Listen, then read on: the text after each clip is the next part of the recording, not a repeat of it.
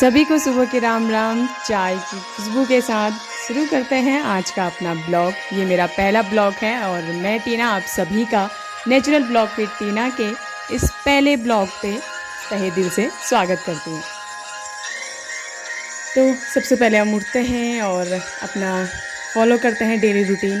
आप सभी को पता है कि पहाड़ों में ज़िंदगी आसान नहीं होती और उसके बाद हम गाय के दूध से बनी हुई गर्मा गर्म कॉफ़ी से अपने दिन की एक बेहतरीन शुरुआत करते हैं।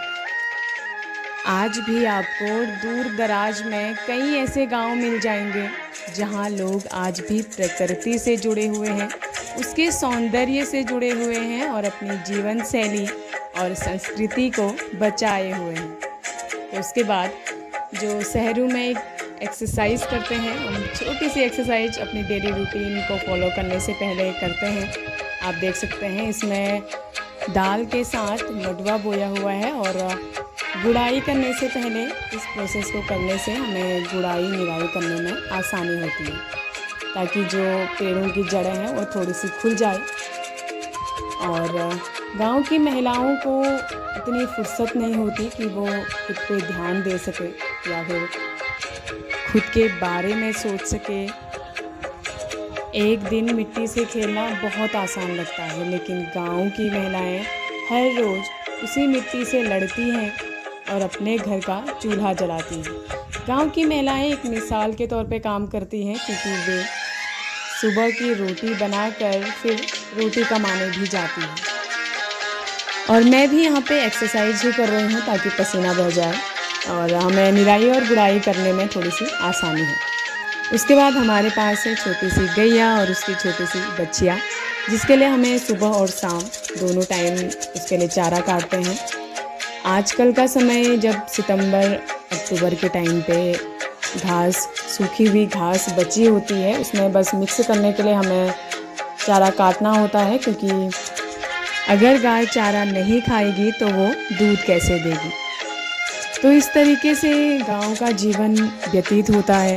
गांव की महिलाओं का उनका डेली रूटीन यही रहता है, सुबह शाम गाय के लिए चारा काटना, दिन में अपने घर को संभालना, बच्चों को संभालना, और जो महिलाएं काम करती हैं वो अपने काम में जाती हैं।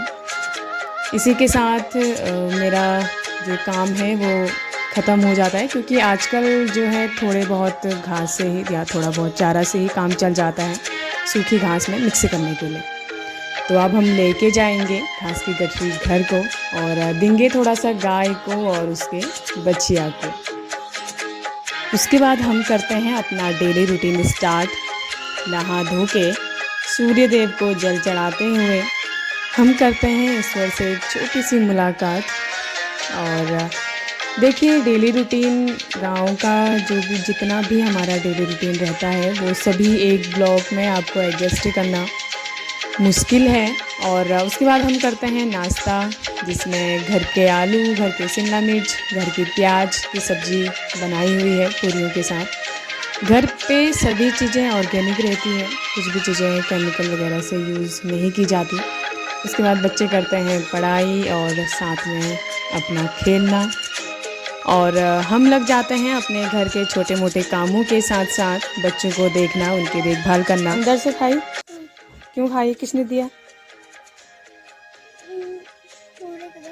चोरी करा था? क्यों करा था चोरी? कल चोरी नहीं करूंगा। पक्का?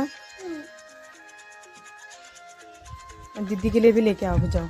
फिर मैं लेके आई हूं तुमको। मम्मा मैं लेके आती हूं। जाओ।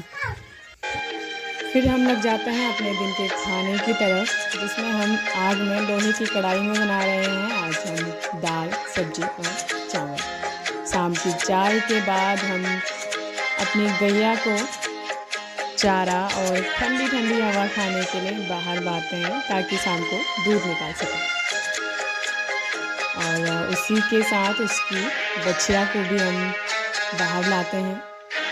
आज का हमारा ये पहला ब्लॉग है, तो थोड़ा सा इन शॉर्ट मैंने कोशिश की है कि अपना डेली रूटीन आप सभी तक पहुंचा सकूं।